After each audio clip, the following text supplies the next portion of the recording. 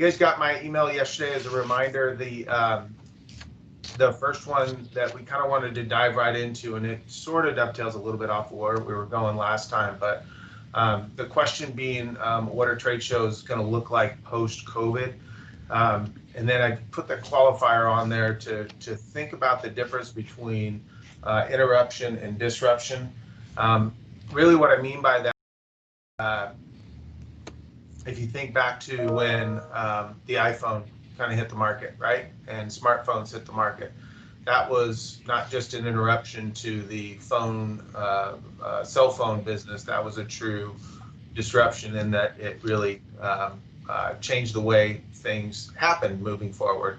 And that market completely changed. You ended up with a computer in your pocket that you could also talk to people on. So there's been some conversation out there about, whether or not this is going to end up being an interruption in the trade show market or a true disruption in the trade show market. So I'm curious, kind of using that as the framework, if you agree one direction or the other, but then also just some general ideas of what we all think we can expect the trade show market to look like moving forward. Anyone want to go first today? I'll throw my 2 cents in. Fire away, Steve. I think up to this point, at least in my opinion, it's been just a massive interruption as everything's been shut down. I think it's the further out we go without events and shows, I think it will become a disruption and could possibly change dramatically with what we do in the future. I'm holding out hope that it's going to be an interruption and that we get back to some of the traditional stuff.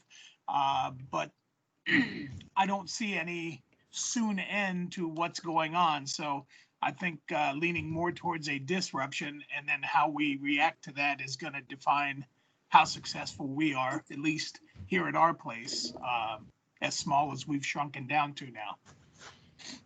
What do you think about if it ends up being more of a disruption? What do you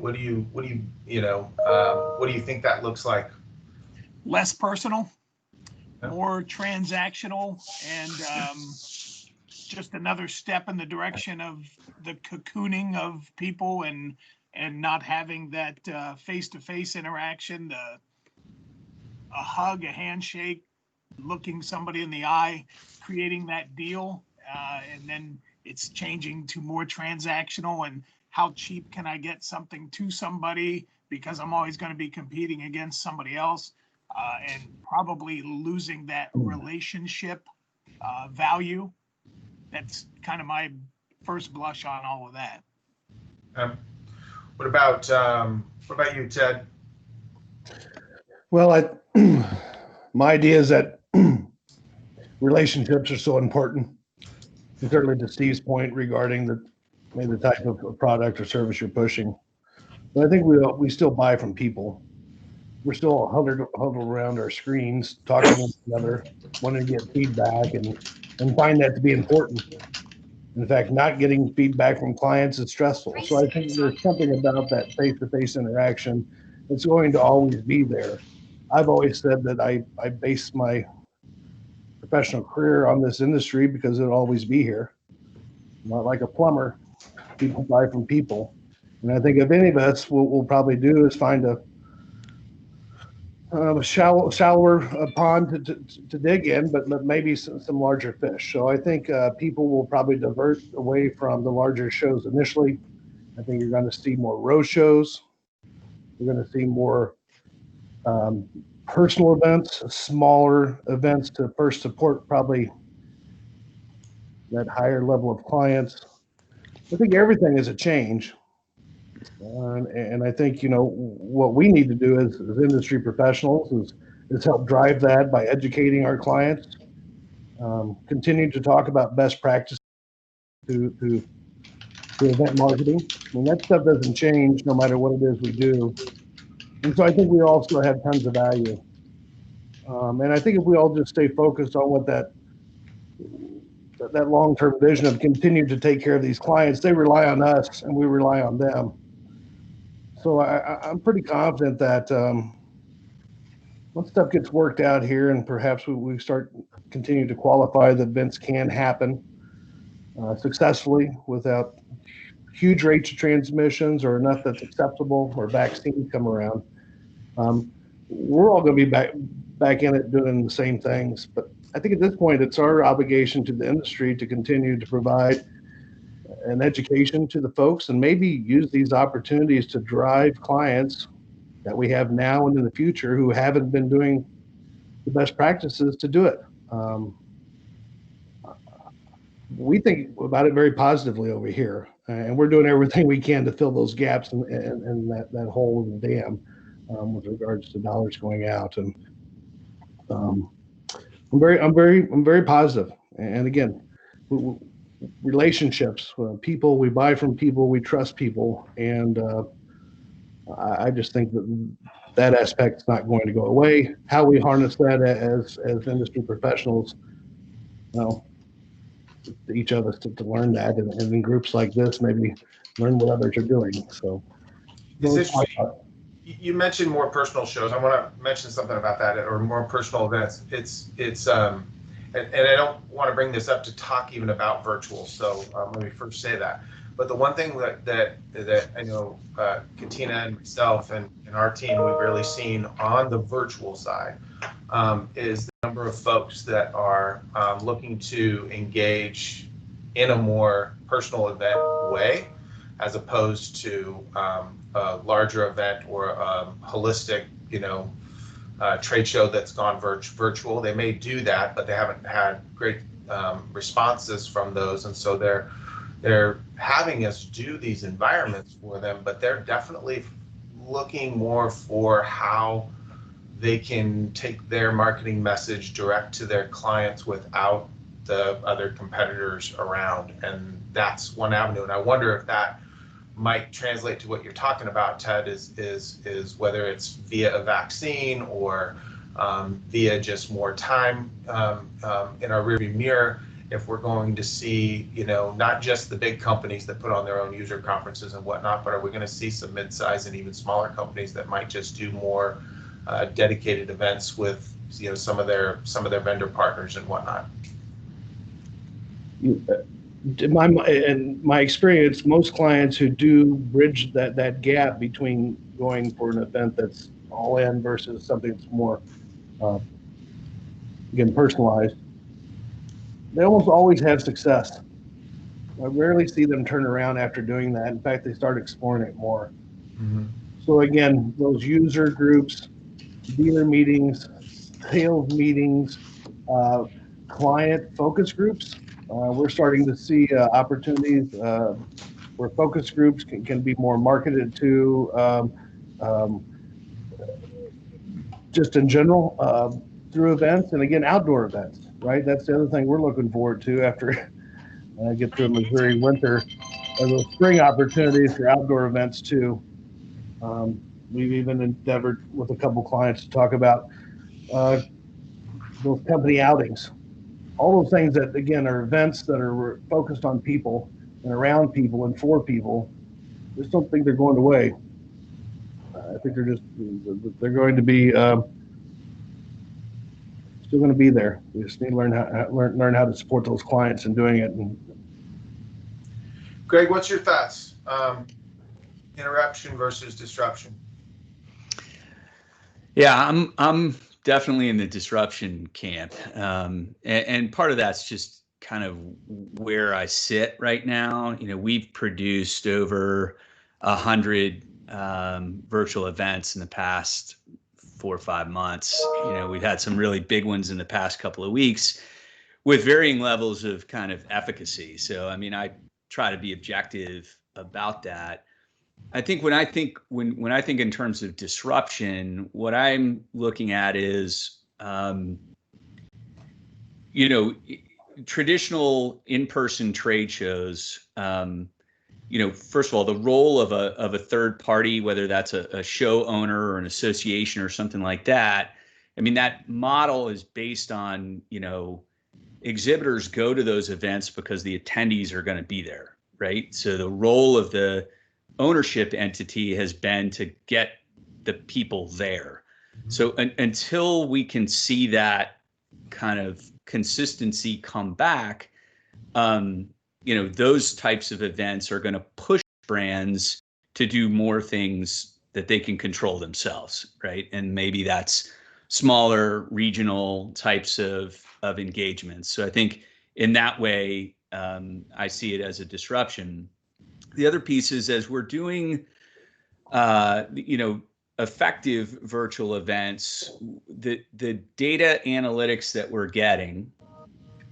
Now, I'm not speaking to what our clients are doing with that data, but we are integrating directly their information systems, their CRM, Marqeta, Eloqua, Salesforce. They're plugging directly into the events that we're producing, and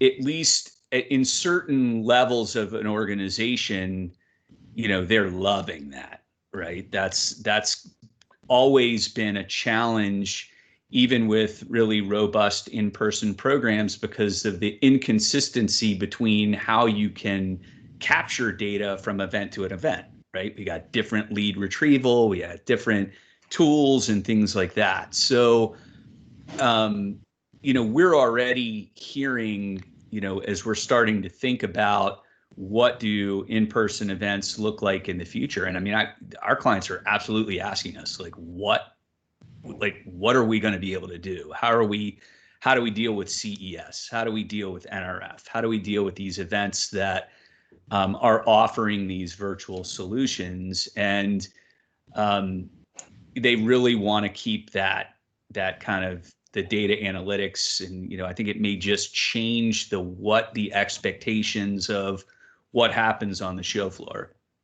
Because in spite of all of everything I've just said, I'm absolutely an advocate and a believer in, that people want to get together face to face. It's just, what does that interaction look like? And it may be a different type of kind of expectation around that in the future.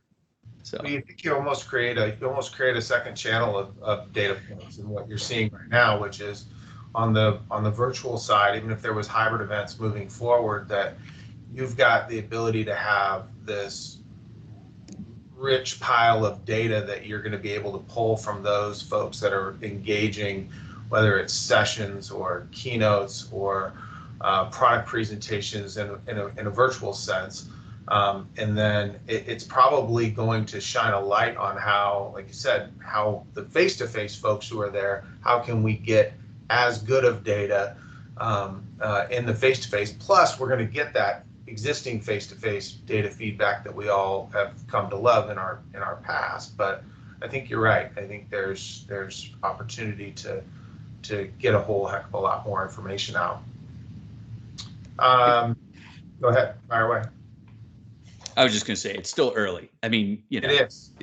So, we're starting to hear a little bit around, what is our spend going to look like? Like, how do we budget for these things because the customers that I'm talking to they're not allocating budget based on speculatively what might happen in April. I mean, they just don't go through a budget process like that. Yeah. So that's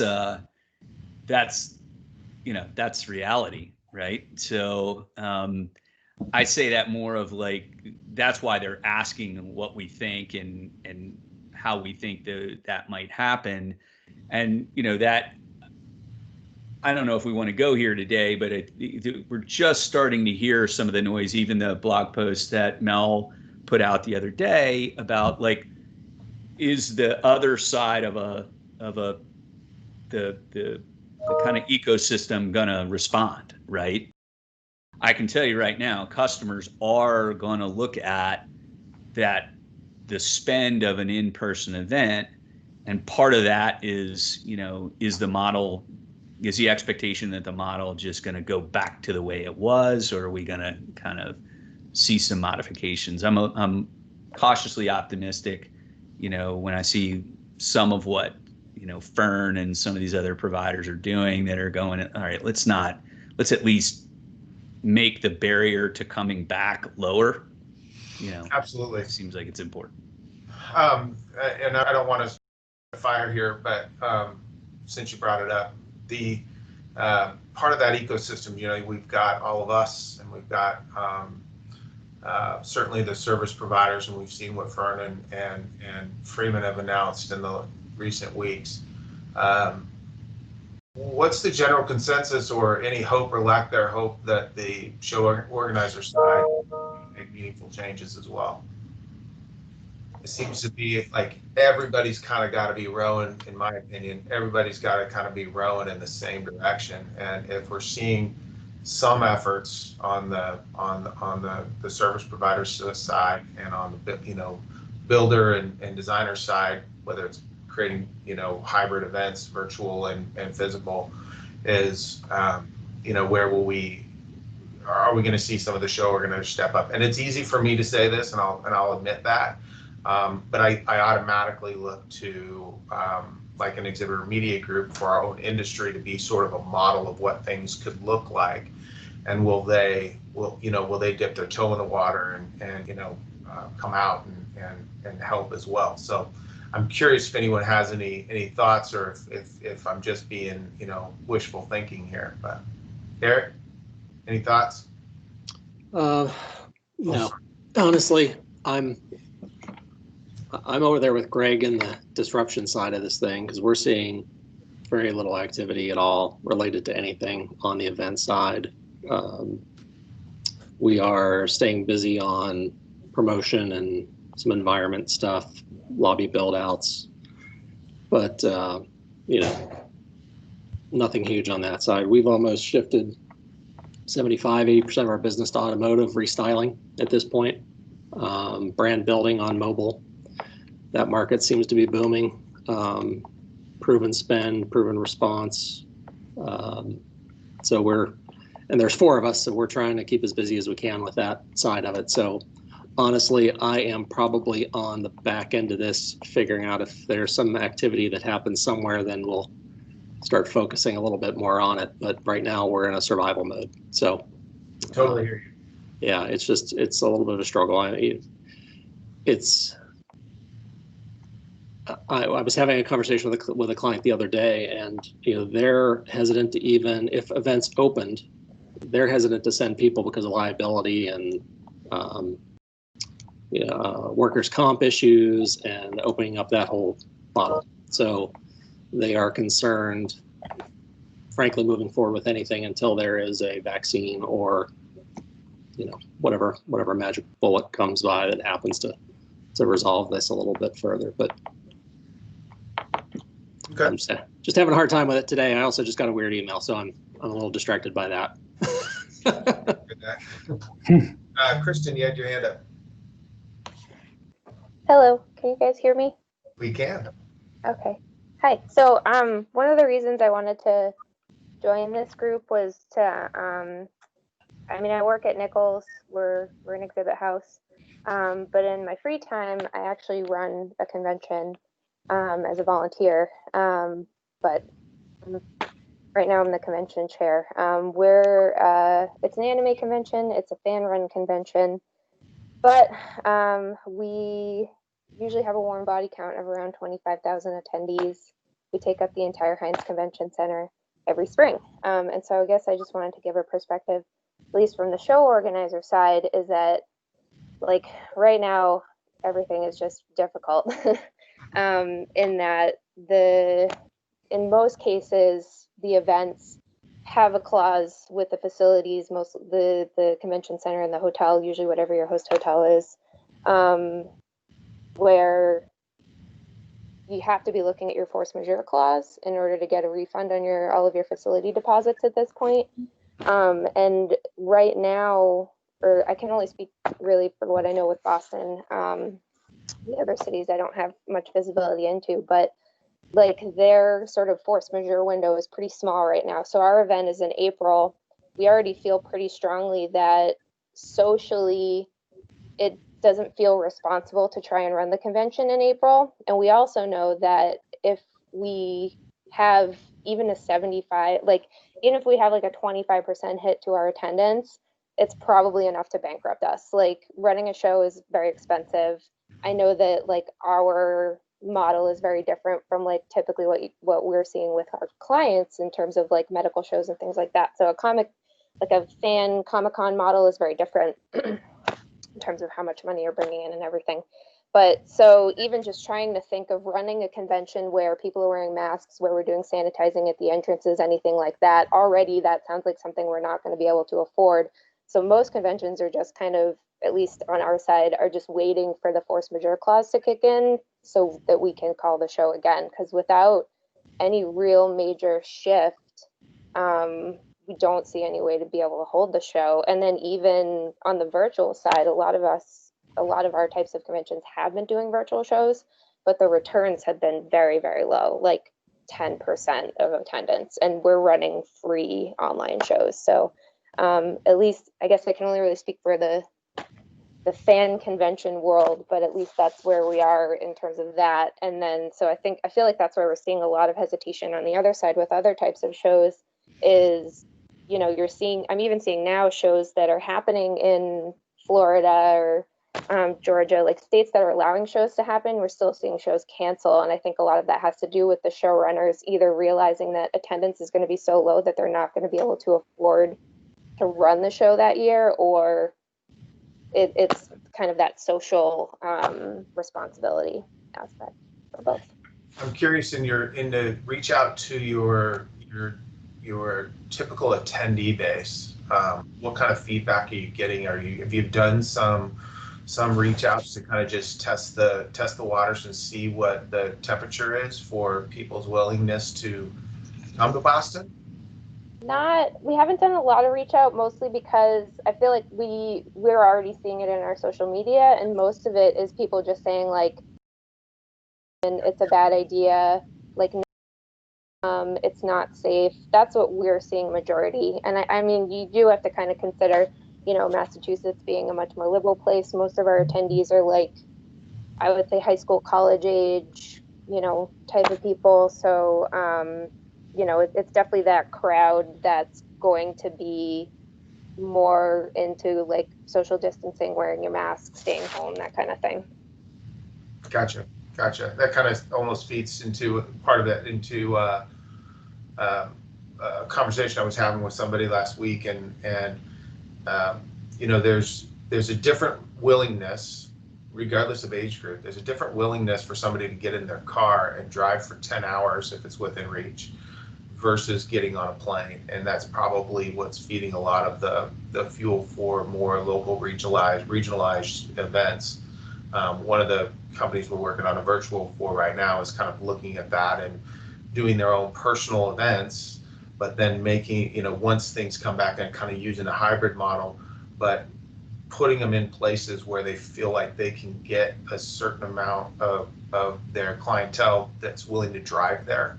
The interesting thing to me is the conversations, obviously most recently, as of yesterday, with the potential 90% efficacy of this Pfizer vaccine. Will that be the magic bullet? And that seems like a big question still. I kind of hope it motivates some people, but I don't know necessarily if it will. Rob, you just raised your hand. Yeah, so a couple of things. One, the Pfizer news is great, obviously, for the world. But you got to remember that you got to get mass inoculation, and just because they're going to have 10 million doses available doesn't mean that you effectively get mass inoculation in a short period of time. And if it's a 2-injection setup, which it appears to be, there's got to be a wait period in between as well. So whenever it becomes available, you've got a 6-month window probably, before the world kicks back open. Kristen, to your concerns, I'm sitting 23 miles outside of Boston right now, in Framingham, Mass. we've got a Republican governor that's a very moderate Republican in Charlie Baker, who is the former CEO of Harvard Pilgrim Healthcare. You've got a very strong Democratic mayor in Boston, in Marty Walsh, who, if he had his druthers, would put a fence around the city of Boston and lock it down because they're concerned about the rising tide right now of cases.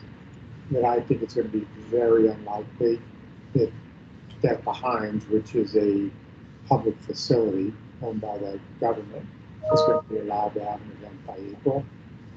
And we just saw today Light Fair, which was to take place at the Javits in May, postponed out to October.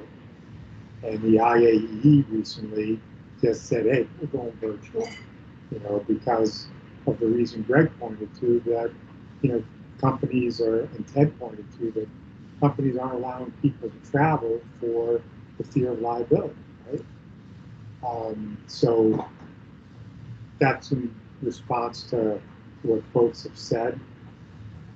I personally have a hard time defining between interruption and disruption, but what I do know is that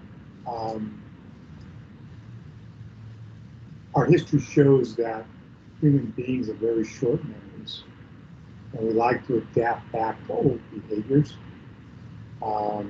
Certainly, I can't go back to the last pandemic, thank God, I'm not that old, but we can certainly go back to 9/11, and within weeks we were jumping back on planes, right? Let alone how quickly we've adapted back to really our old way of doing things, maybe with a barrier of TSA in between us, to the extent we consider that barrier. And as long as human beings are socially starved for instant interaction, which we know they are right now, and we know they're going to continue to be, and that relationships are key, I think we come back real strong. It's just a question of when. Yeah, there's going to be another component to it. There'll be a virtual piece for whatever that's worth, and the analytics are going to be even better and hopefully blend over to the live event so we capture better data and more technology emerges from it all. But right now, people have time on it. To a certain extent, they'll go and they'll attend a virtual event. But once they get so busy, they can't attend 10 virtual events while they're trying to do their real jobs when the pressure's on to get the work done again. Pressure's not that high right now in most industries. So I see it coming back. I'll shut up. Sorry. No, not at all. Hey, Gwen. Any thoughts? Hello. So a few things.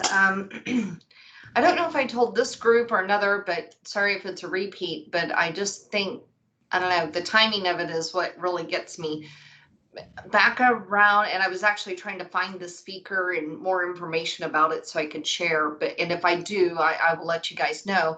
But basically, somewhere around 2012, Event Tech was hosted in New York City, and they actually had an Intel futuristic speaker, and he literally projected what events look like in the future. And not 2020, but year 2021, and this is what really creeps me out about all this, is the fact that they projected that based on LinkedIn and all of the other platforms that we have to connect prior to ever going to an event, is the reason why trade shows and events are not going to go away, but they felt they are going to be more intimate.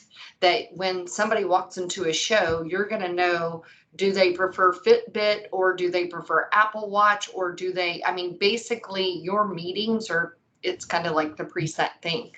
But people are still thriving on the interaction and all of that. So again, fast forward, here we are.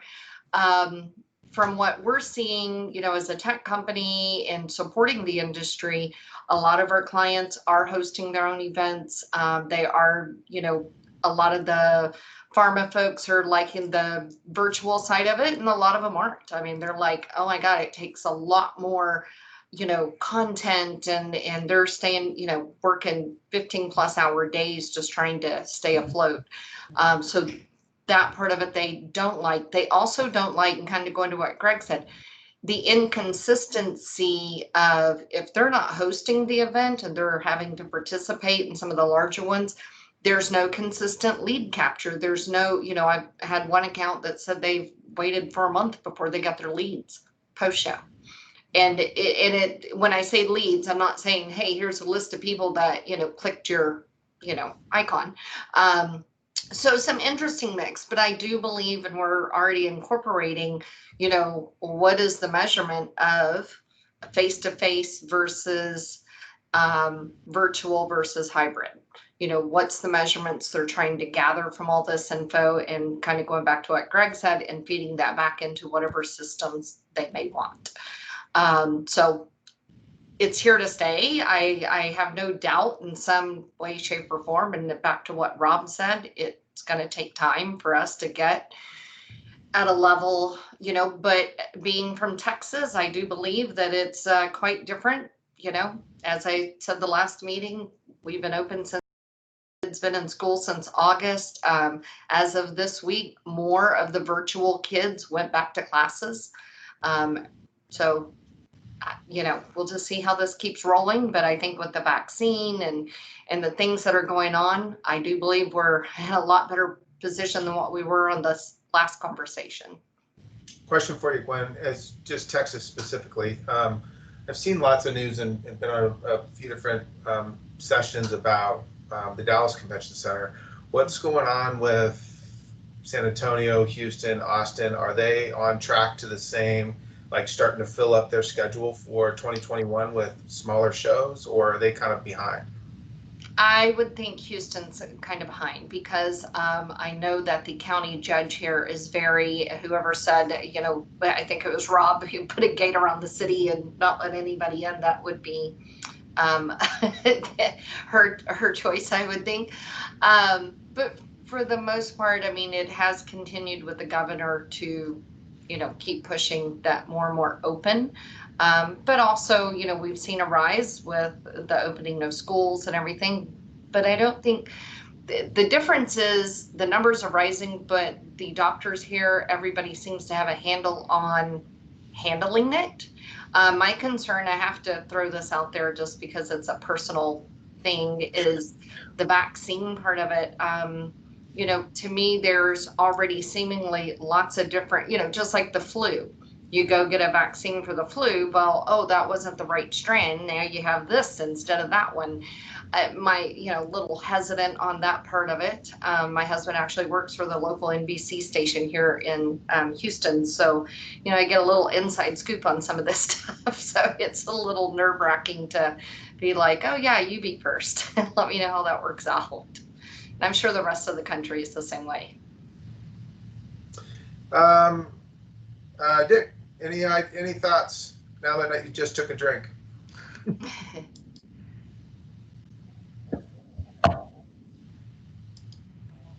I just unmuted myself. Sorry about that. All right. I'm listening to everybody, and I came here thinking this, and I think I still believe this, that I think there's going to be smaller shows. I believe that some of the actually second and third tier cities may benefit from this, and I think some of the bigger cities are going to start losing some of these shows, and they may break the shows down into smaller shows. I think the show as a whole is going to be smaller with a more open look, because I think that we're going to come out of this whole thing all of us being a little paranoid.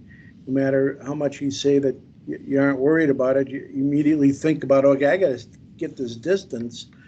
And I think that that's going to take a while for that to wear off.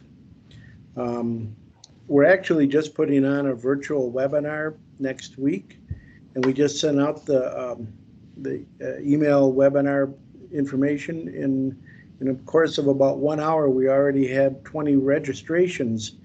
So we're starting to think that there's the marketing department wants to do something, they're in search as much as we are in what to do in a lot of these companies. And they want to go back to trade shows. That's everybody that we're talking to and our customers. They all want to go back.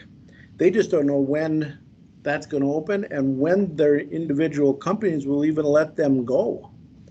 I think the travel concern is a big thing. So we may open late second quarter and actually start having more, maybe the second half of the year. But whether or not people are going to go, that's a big question. And, you know, just kind of touching a little bit on Kristen's comments, if you lose 25% attendee, you really start going bankrupt. Well, that's got to be pretty much the standard potential that these shows are going to happen. Attendance is probably going to be down. The key is, I believe, that the people who are going there are going to be better buyers. Which is a good thing for the exhibitors. But we've been searching for anything else what to do. And, you know, we've moved away a lot from trade shows because we haven't sold a trade show display since basically we got shut down back in March. And the ones we have on order, basically everybody's just kind of putting them on hold waiting, and we're doing everything we can just to get something to do here with our carpenters. So we've moved to interiors. We've gotten a lot of interior opportunities and projects underway. But it's going to be smaller shows, I really believe. I think somebody mentioned road shows. We're starting to look at that. And we're actually partnering with another display company on these virtuals who have been doing it and trying to get our clients into that world, because our design department is basically, everybody's been laid off, and we probably weren't geared to doing that kind of stuff in our design department. So that may be, as we get into the second question, as we see this maybe sticking around for a while, who are we going to start hiring back? Are we going to hire detailers and designers? Are we going to hire more creative people in that department that can put this kind of virtual or quasi-virtual hybrid trade show on together? And so we're trying to figure out, when things do start coming back, who are we going to start hiring back? Mm-hmm. And what comes back first? Because obviously when you've laid off 3/4 of the company, now you want to bring back the right people because there's not the dollars there necessarily to afford to put these people back on. And my biggest concern on a whole, again, on the second question a little bit, is, are our carpenters going to be there when we are ready to do something? Because there's plenty of people in the trades, they can go find a job today, and right now they've been very patient. I think we've got 8 guys off, and we've got 2 guys back right now. But how much longer can they hold out as well? Sure. And so I'm probably more on the disruption side. I'm actually pretty positive looking in the next year, because we've actually developed a new product line here as well, that if we can get it off the ground, takes us out of the trade show industry, but using our carpenters for some other avenues. The biggest problem and concern is how long, and so it's definitely a major disruption, or interruption. But I think there is going to be some disruption that I believe, or smaller shows or something, is going to be there for a long time, because some companies will find that to be a better option. And we don't know how bad the disruption could be, or people just don't want to go to trade shows for a while. And that could be years. So technology or pandemic, that causes the disruption, it's going to be a combination thereof. So I am positive that things are going to come back next year. I just don't know how fast, and how fast our clients are going to really want to start doing something. Thank you. I'm going to dovetail that as you did very well there, which is, considering all phases of your own businesses, operations, design, and sales, with anticipated changes in the trade show world coming our way, what changes are you anticipating seeing in your own business model? Dan, I haven't chatted with you yet. Yeah, I guess just to, we're smaller, so I don't think there's going to be any kind of sweeping changes coming up. I think the main thing is we've been able to take a look at what we're really good at and take a look at what needs some improvement and, focus on those things. And also to make sure that if things came back tomorrow, which they're not, what are we going to do? And are we ready to do that? Who are we going to hire? Who are the partners? All of that sort of scenario, we're starting to play out because, there might not be a lot of people left, unfortunately. If this, on a long enough timeline, there's going to be less and less people that really know what they're doing, and that is unfortunate. Other than that, we're just staying protected and optimistic. So that's what I got on that.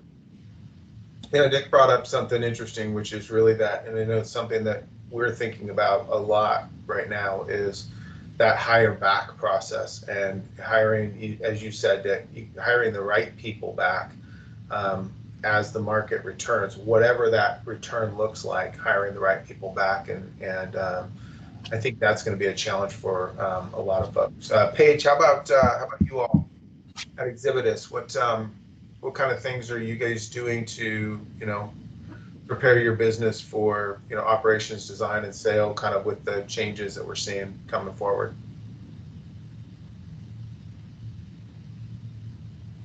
Sorry, I had to unmute. I'm sorry. Well, we're doing a lot of virtual. They've been working on, I think we did a couple of weeks ago, they did a whole virtual show for one of our clients. We are shifting just like everybody else. We have our shop is running. We were lucky that we sold quite a bit of stuff early in the year, and those contracts have kept our shop busy for the most part. We're not working 5 days a week. We work 4 days a week, but we have been busy. We've also been lucky that we gained several portable programs from other companies that maybe weren't so fortunate, that some of their properties have shifted to us. So, and it's just a constant trying to figure out different ways to utilize the people that we have and get ready for when things do pick back up. Brad's a firm believer that everything will come back up, that, virtual is not going to replace face-to-face. So that's kind of his theory and what we're kind of all counting on. Okay. One sort of add on to that, but just out of curiosity, I don't know about your businesses, but obviously we all kind of see a little bit of budget dumping at the end of every year, but more so, you can go back and you can literally look at our Novembers and Decembers in election years are always significantly more budget dumping than the 3 off years. And curious, just as a whole, we're seeing a little bit of it right now, which is nice. But in your businesses, do you have clients that are maybe not, their budget may have been cut, but they're still trying to spend or have a motivation to spend a certain amount of money before the end of the year? Steve, start with you. It's been a struggle. I've heard a couple other people mention that they're going to the interiors and being successful there. We kind of thought that would happen with us as well, but our biggest partners that we've done the majority of that interior brandscaping work with nobody in the office, and they all seem very quiet or even hesitant to say that they're not working in their offices, that they don't know when they're going to be called back into their offices. So the opportunities that we have had in the past, it's not even an issue for discussion right now because they don't know when they're coming back, and they feel like they would be ridiculed for bringing up, hey, now's the time to do an interior. We're trying to position as it is the best time to do it because nobody's there, and when everybody comes back, it's a great fresh visual step to walk back into. But we're not finding budget dumping of any kind, just with the chaos of the unknown of when things will be done and when people are coming back, and that fear factor of the traveling again for the traditional trade shows. So we're just we're dancing to any kind of music we hear and trying to make things happen, but we're doing more pivoting than we are digging in any direction.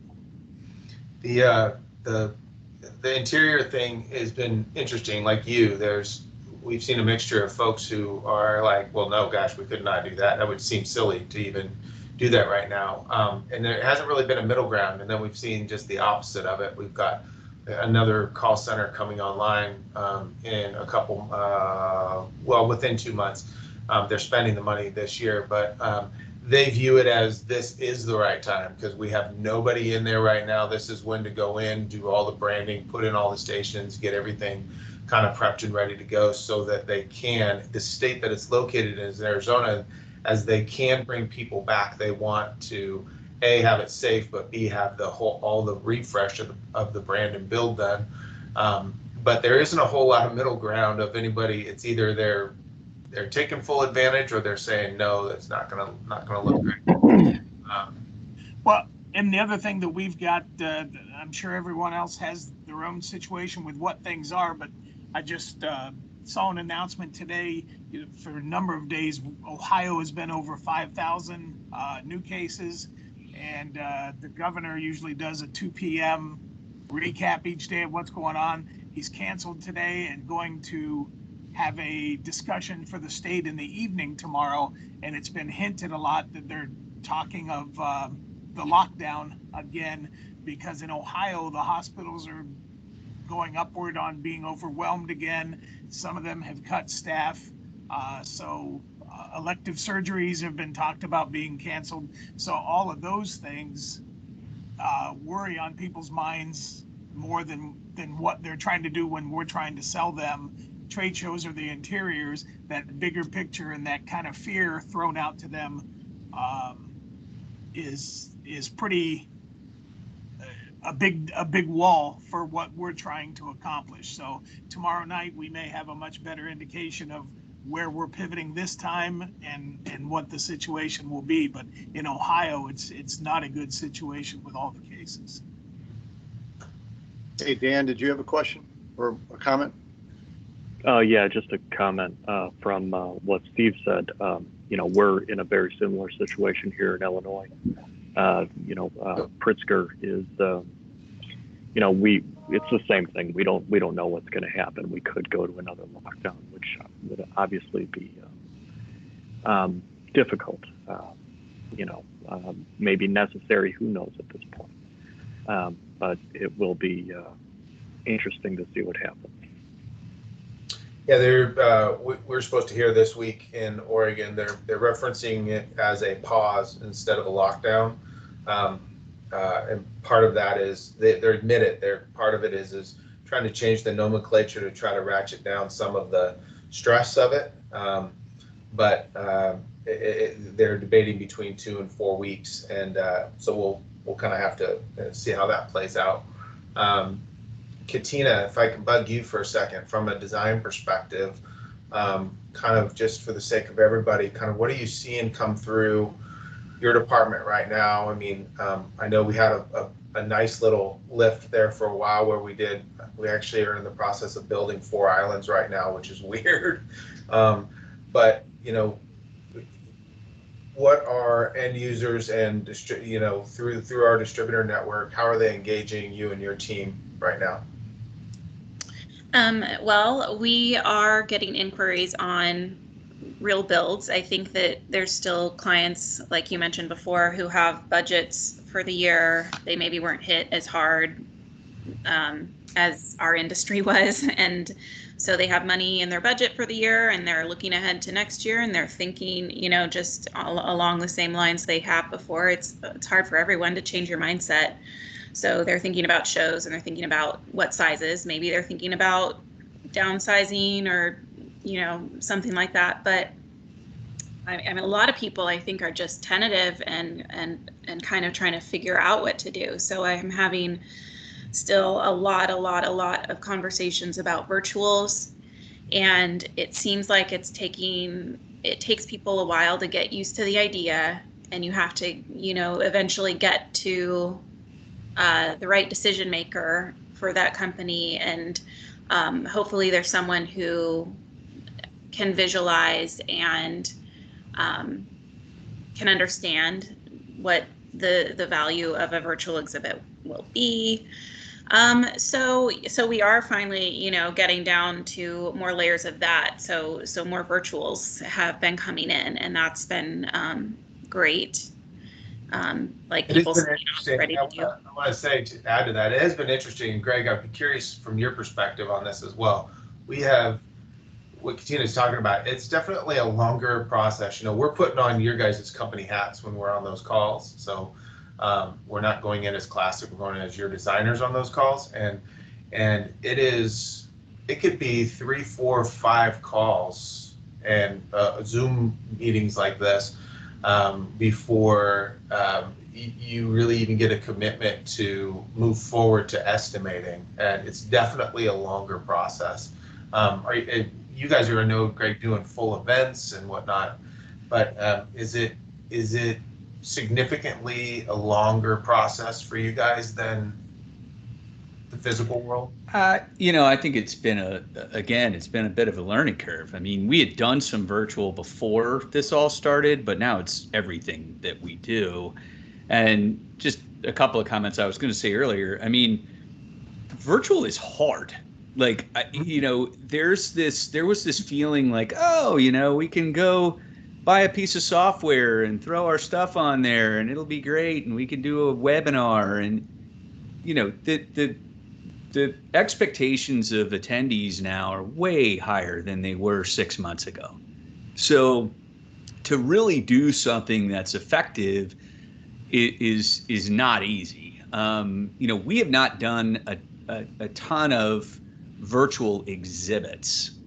That's just, we've done a handful.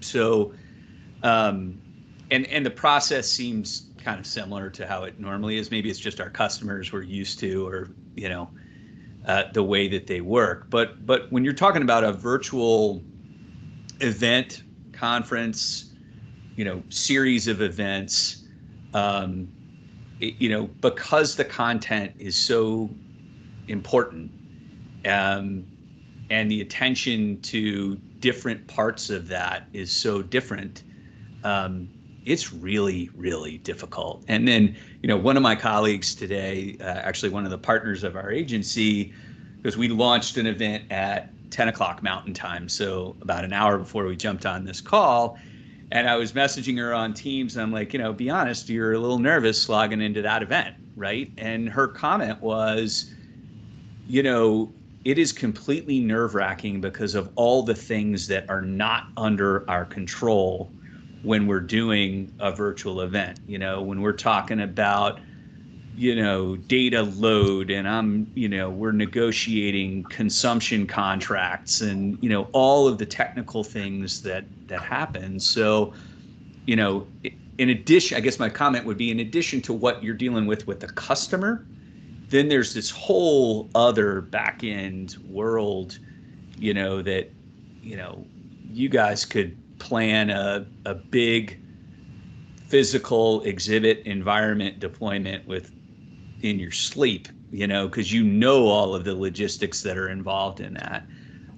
Virtual is different. And I think now brands are starting to understand, you know, I can't buy an On24 license and throw up a webinar and expect, you know, that that's going to replace what I'm doing. So Yeah.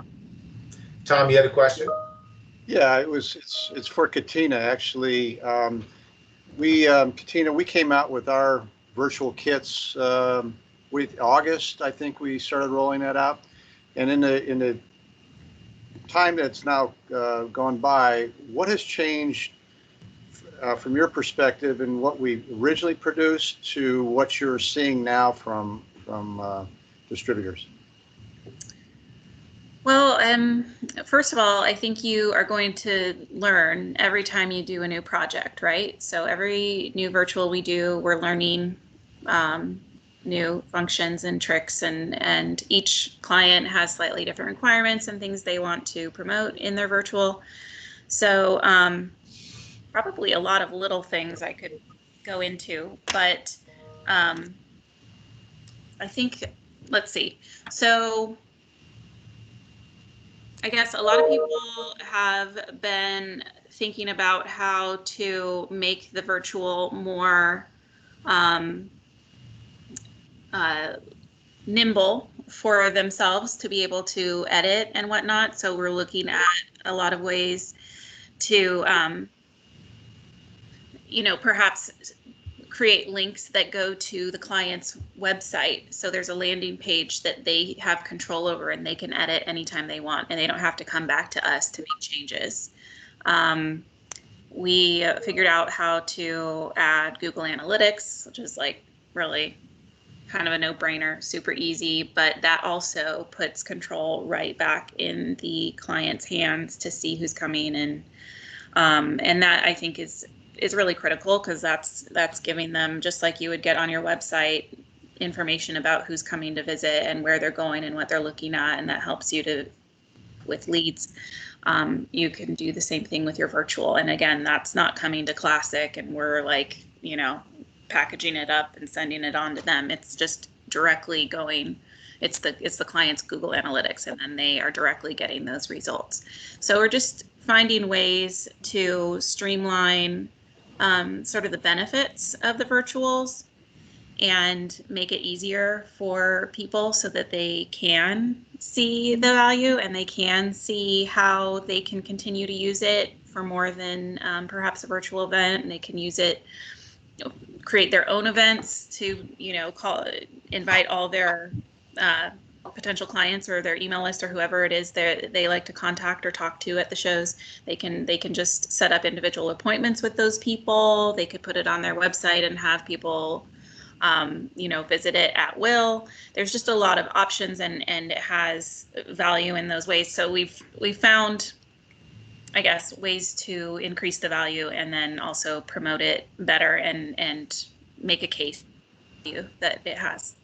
I think we found Tom, I think everybody's kind of learning their way through, right? And you begin to learn how to listen, not necessarily listen better, but listen differently for what that particular client needs, and then apply.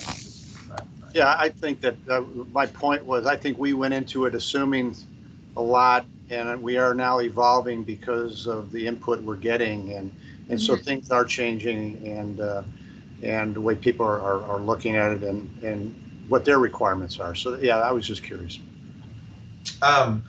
We're pushing up against the clock, and we're actually beyond time, so I want to be respectful of that. Just a couple footnotes. I'll send out a notification for our December one. So, you know, to be corny and kind of funny, we'll probably do some sort of an ugly sweater for our next call. You know, or reindeer ears, whatever you feel comfortable with. And then I did want to mention, keep in mind, Rob had to jump off, but hopefully by the next time we talk, we'll have a little bit more meaningful update as well on some of the advocacy things going on as it relates to our industry. And there's really not a whole lot to report, to be perfectly frank with you. But there's some hope that some conversations will be had, not this week, but potentially next week, that might lead to at least something. But there's also a lot of conversation that says we may, be not seeing anything until after the first of the year. So, but I'm told we'll have some pretty decent updates for by the time we have our next call. So I'll make sure that Rob and I have some notes to share on that as well. But anything else anyone wants to add before we sign off? Kevin, I'm always great at adding the last 2 cents. I'd just like to add that I think everybody probably needs to adjust their timelines in their mind. A lot like budgets on projects or anything else, it's always going to be more or longer. And I think that we can figure out ways to lean upon the skill sets that our teams have, then I think we maybe find some alternative forms of revenue. We've done across the board, and I think the outcome of that's going to be a stronger company on the back end. I don't want to find myself in this situation in another 5 years if something like this comes around again. So I think diversifying our skill sets, making those as individual revenue streams is really enticing to me as an entrepreneur. And something I've really been embraced by my team. They see that I'm providing opportunities for them to be successful in areas that they specialize in, and really feeling like they are toeing the line when it comes to doing what it takes to be a team. And I think the last thing to say is my number one priority right now, and my goal from a business standpoint, is keep my team together. Having brain drain from all those folks that have been with me all these years, it would be an insurmountable task to start that over again. So if I can pull everybody through together, I think we're going to be poised to not only really, I think, take care of our clients' needs, and that's why we're here, but also maybe, again, live off some other opportunities that are coming about. So just want everybody to keep that in mind. We're very talented, and we've got a lot of cool skill sets to be applied in other places. I agree. I totally agree. I don't think anyone wants to ever be caught in this position again. And if nothing else, I know even from our perspective, we are looking at ways to really build some of those other channels through our network, and so that we're not so vulnerable, quite frankly. So, well, I appreciate you guys on behalf of Tom and Tina as well. Just appreciate you guys so much for doing this, and look forward to seeing you in December. Yeah. Thanks, everyone. All right. Take care. Thank you. Thanks, everybody. Bye. Bye.